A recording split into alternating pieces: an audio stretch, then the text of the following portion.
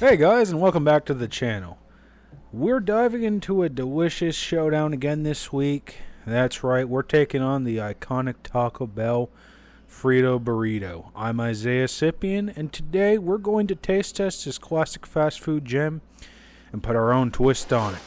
Before we dig in, remember to hit that like button, comment down below, subscribe if you haven't already, and don't forget to turn on notification bells so you never miss a moment. Let's make this the way it was meant to be. So here's the Frito Burrito in all of its glory. We've got seasoned beef, seasoned rice, melted cheese sauce, crunchy Fritos, and a creamy kick of sour cream. Let's go ahead and taste this. To be honest, it's not that bad. It's a burrito at the end of the day after all. My biggest complaint is there is not a lot of fresh flavor, and the ingredients that are here are not very evenly distributed. Let's go ahead and make this the way it was meant to be. To start things off, grab yourself 2 cups or 240 grams of mesa harina, also known as corn flour. In goes 1.5 cups of hot water to the mix, along with 2 teaspoons of salt. Next, a few drops of red food coloring to give it that red hue. Mix it all up until everything's combined. Give that mixture a knead for 3 minutes, allowing all of those flavors to meld together. Once you're done, you gotta let that dough rest for 10 minutes. Divide your dough into 2 tablespoon sized balls and get out your tortilla press or a rolling pin and flatten each dough ball into a 5-inch tortilla.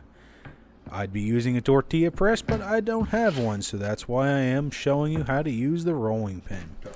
Preheat a medium frying pan over medium heat and let it work its magic for about 60 seconds on each side.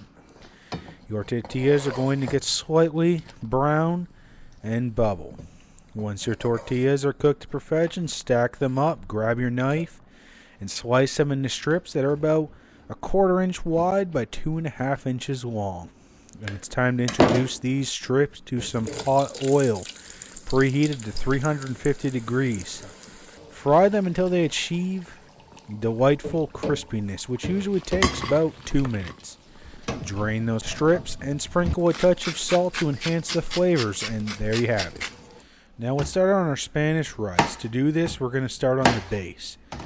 Quarter 2 tomatoes, and make sure you remove the green core. Grab half of a white onion, and then seed a poblano pepper and a green bell pepper. It helps to use a spoon. Cut the peppers into half and drag a spoon down to remove the membranes and seeds. Broil them on high heat until they're slightly charred, about 6 minutes. Once that's done, seal them in a bowl covered with plastic wrap for 10 minutes. This makes the skin removal easy. Remove skins from peppers and tomatoes and keep all layers on the onion.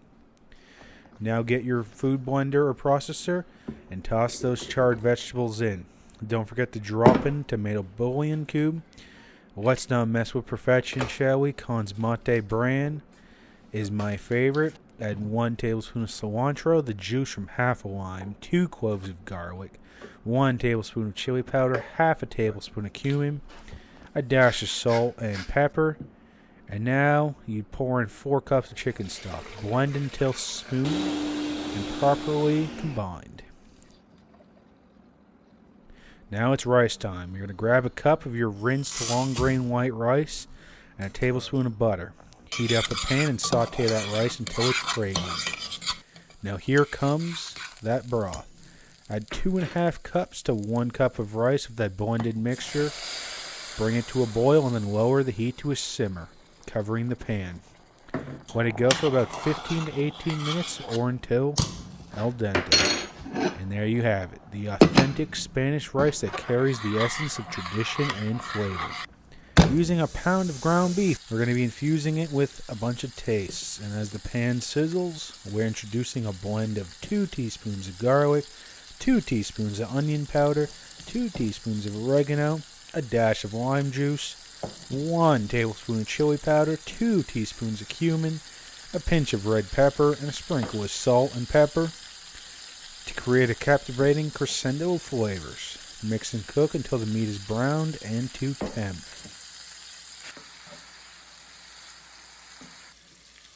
Saucepan, we're cooking things off with 2 tablespoons of butter and 2 tablespoons of all-purpose flour. We're going to sizzle that until a gentle hue emerges, a light sandy color. Into the mix, we're introducing a blend of flavors with 3 1/4 cups of shredded cheddar cheese, 1 1/2 cups of milk, 2 teaspoons of cumin and chili powder. Swiftly whisk that and bring it all together, and be careful not to scorch your mixture. Cook until thick and silky. And now the moment of truth has arrived. Prepare to witness the birth of our ultimate Frito burrito. Grab a generously sized flour tortilla, and let's orchestrate the symphony of flavors. Begin by layering down a layer of our Spanish rice, followed by a drizzle of our tantalizing cheese sauce. Now let's add that hearty layer of perfectly seasoned ground beef, and crown it with a satisfying cascade of crunchy Fritos. Then add fresh Mexican table crema, which lends that luscious finish, and gently fold the burrito tightly by taking the sides in. Take the bottom portion out and fold it in.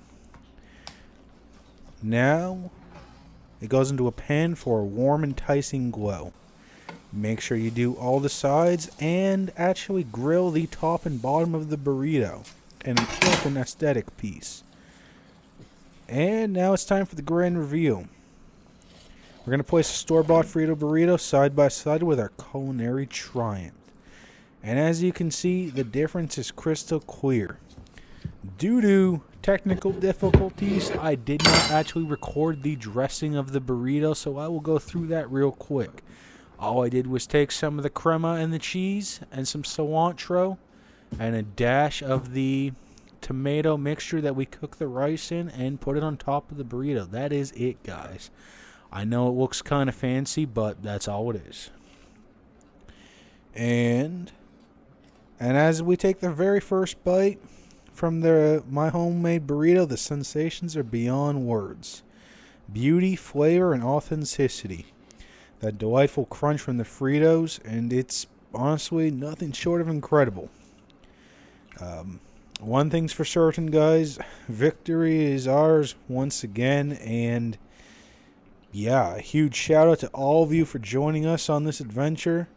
The recipe is right there in the comments, so don't miss out. Until our next rendezvous, keep savoring, keep experimenting, and keep embracing the world of taste.